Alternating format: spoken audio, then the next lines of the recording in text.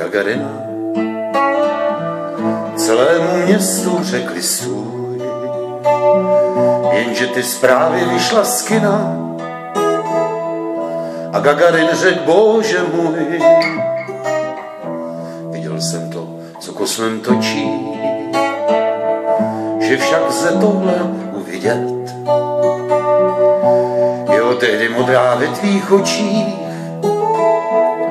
poprvé udivila svět.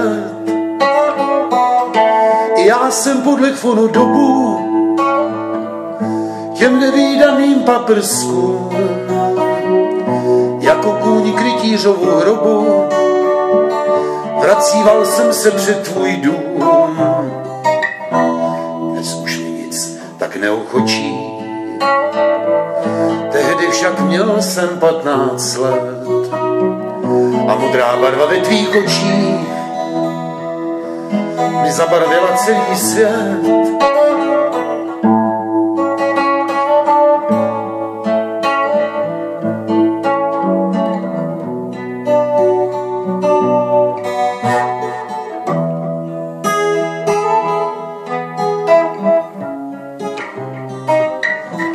Když ráno vstoupily stíny, já vystupoval z úkrytu, já a asi 1000 jiných nuzáků v cárech úsvitu,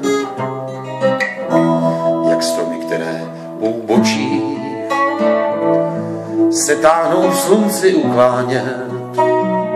Brali jsme po tvé modré očích, po té, co zahřívala svět. Akvamaríno všech mých lásek, mé první štěstí v neštěstí. Jsem ten, kdo k stáru přiznává se, k té tajné dětské neřesti. Si pryč, jak musí z kolotoči,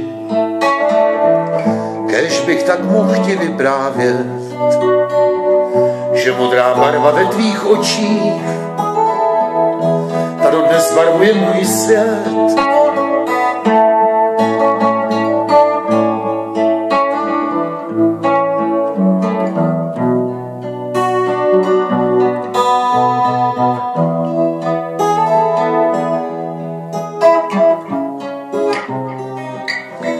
Já jsem mýval svoji lásku a v hloubi duše stále mám.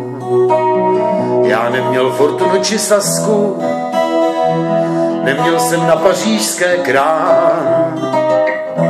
Možná mi někdy trochu chybí sál plný vděčných diváků. A tvoje láska byly sliby, co zmokly v ledním lijáku. Nebyl jsem pobudou či lapkou a ani v lásce nováčkem. Neskládal písně s mistrem Hapkou a nepsal texty s Horáčkem. Ať vaše písně, vaše lásky na nebi s vámi poplují. Svým rýmem mistře bez nadsázky vám za vše vřele děkuji.